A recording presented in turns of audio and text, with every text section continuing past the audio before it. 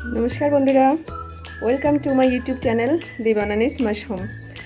তো আজ আমি তোমাদের মূলত কি দেখাবো সেটাই ভাবছি। একই রকম মাশরুমের ফার্ম রোজ রোজ দেখিয়ে সবাই তিতিবিরক্ত হয়ে যাচ্ছে, কিন্তু আমার তো কিছু করার নেই, আমার তো এই কাজই একটা। যাই হোক, আশা করি তোমরা যে যেখানে আছো ভালো আছো, সুস্থ আছো, কারণ এই মুহূর্তে সুস্থ থাকা ভালো থাকাটা খুবই জরুরি। কারণ বিভিন্ন বিষয় নিয়ে মানুষের যে পরিমাণ মেন্টালি একটা ট্রমার মধ্যে যাচ্ছে সবাই, আর মানুষের এই টেনশানে থাকা, টেনশানে থেকে থেকে অসুস্থ হয়ে যাওয়াটা যেন একটা জীবনের একটা অঙ্গ হয়ে দাঁড়িয়েছে। যাই হোক, আজ আমি তাই দেখাতে এলাম যে মাশরুমগুলো বড় হওয়ার পরে একদম সম্পূর্ণ যখন হারভেস্টের জন্য তৈরি হয়ে যায় তখন এর চেহারাটা ঠিক দেখতে কেমন হয়, তো এটাই দেখাতে নিয়ে এলাম। আর একটা কথা কি জানো, আমি তো আগে ওয়েস্টার মাশরুমের যদিও এখন সিজনটা নেই, তো আমি ওয়েস্টার মাশরুম চাষ করতাম। তো ওয়েস্টার মাশরুমের সিজনটা এখন নেই বললে ভুল হবে, যেখানে একটু ঠান্ডা আছে গ্রামের মধ্যে গাছের ছায়া, সেখানে মোটামুটি ওয়েস্টার মাশরুম এখনও। তো আর আমার মতো যারা অতিরিক্ত গরম বা তাপের মধ্যে বসবাস করছে তাদের জন্য ওয়েস্টার্ন মাশরুমের সিজন এখন নেই। তো এই জন্যে আমি এই মুহূর্তে মিল্কি মাশরুমের ফার্মিং করছি। তো এটা আমার জন্যে মানে উপযুক্ত একটা ব্যাপার, যেহেতু আমার ইট বালি সিমেন্টের রুম, এখানে আমি এই মুহূর্তে মিল্কি মাশরুমটাই আমার জন্য সুইটেবল। তো আর ওয়েস্টার্ন মাশরুম আর মিল্কি মাশরুমের মধ্যে খুব একটা যে পার্থক্য আছে তেমন একটা, দুটোর কার্যকারিতা, গুণগত মান, খাবারের বৈশিষ্ট্য, প্রোটিন বাগারা বাগারা যা কিছু আছে সব প্রায় বলতে গেলে একই রকম। যাকে বলে মানে আত্মা একই, এদের শুধু শরীরটা বদল হয়েছে। তো মানে যখন শরীরটা বদল হয়ে যায় আত্মা একই থাকে, তখন নতুন শরীরে গেলে নতুন একটু আধটু বেশি কিছু জিনিস দেখা যায়, যেমন একটু ভালো ব্যবহার মন্দ ব্যবহার এটা একটু বাড়তি হয়ে যায়। সেক্ষেত্রে বলতে বলতে একটা কথা মনে পড়ে গেল। সত্যি বলতে আত্মার যে মৃত্যু নেই, যাই হোক আমি একটু বাইরে বেরিয়ে কথা বলি, কথাটা বলতে গিয়ে আমার হাসি পেয়ে যাচ্ছে। সেটা হচ্ছে আত্মার যে মৃত্যু নেই তার একটা প্রমাণ কিন্তু আমি দিতে পারি। তো মাশরুম চাষ করতে করতে আত্মা নিয়ে হঠাৎ গল্প চলে এলো কেন, তার একটাই কারণ হচ্ছে গিয়ে যে আমি বলতে যাচ্ছিলাম ওয়েস্টার মাশরুম এবং মিল্কি মাশরুম এর দুটোর প্রোটিন বা এর মধ্যে যে ভিটামিন মিনারেল বা কী বলে যে ভিটামিন ডি, ভিটামিন বি12 সবই প্রায় একই রকম থাকে, কিন্তু মিল্কি মাশরুমটা খেতে একটু বেশি টেস্টি। তো এই কারণে আমি বলেছি যে মানে আত্মা একই, শুধু শরীরটা পাল্টেছে এদের। আর যখন আত্মা একই থাকে আর যখন শরীরটা পাল্টায় তখন একটুখানি কম বেশি কিছু না কিছু তো এসে যায় ওর মধ্যে। তেমন আরও যে বললাম না যে আত্মার মৃত্যু হয় না, আত্মা শুধু শরীর বদল করে, তো এর একটা প্রমাণ আমি দিচ্ছি। আত্মার যে মৃত্যু নেই, আত্মা শুধুমাত্র শরীর বদল করছে, তার সবথেকে বড় প্রমাণ হচ্ছে 47 সাল থেকে 2026 সাল, 1947 থেকে 2026 সাল, একদম সায়েন্টিফিক চোখের সামনে প্রমাণ। দেখো আত্মার কিন্তু মৃত্যু নেই, এই আত্মাগুলো শুধু শরীর বদলাচ্ছে।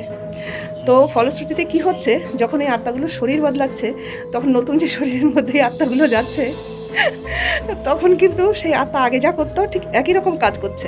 আমরা ভাবছি হয়তো যে শরীরটা বদলেছে, হয়তো এবার নতুন কিছু দেখবো বা সেরকম একটা মানে আশা নিয়ে জনগণ আমরা বসে থাকি যে চলো আমাদের শরীরটা বদলেছে, কিন্তু ভুলে গেলে চলবে না, সেটা হচ্ছে গিয়ে আত্মার মৃত্যু নেই। এবং আমাদের ধর্মে কথাটা বারবার উল্লেখ করা আছে, আত্মার কখনো মৃত্যু হয় না, আত্মা অবিনশ্বর।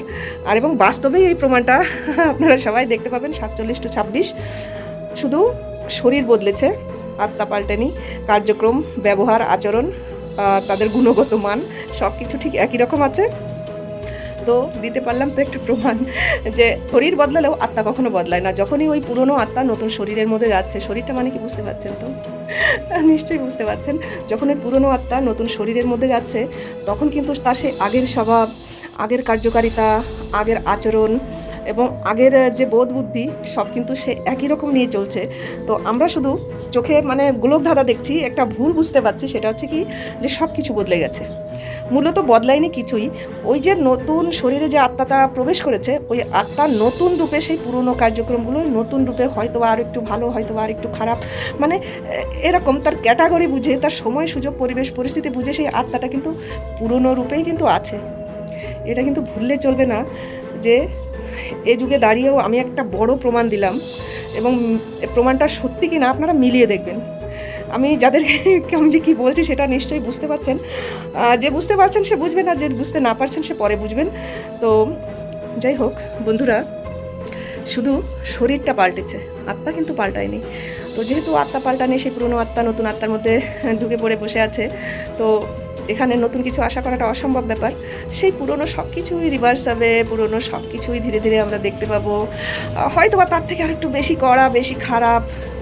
ভালোর দিকটা আশা করা একটা আত্মার কাছে, যা যা মানে মরে যাওয়া আত্মা, তো সেই আত্মার কাছে ভালোর দিকটা আশা করা একটা স্বপ্নের মতো হয়ে দাঁড়িয়েছে। কারণ আত্মা বলে কথা, আত্মাদের তো যা স্বভাব সে তা করবেই।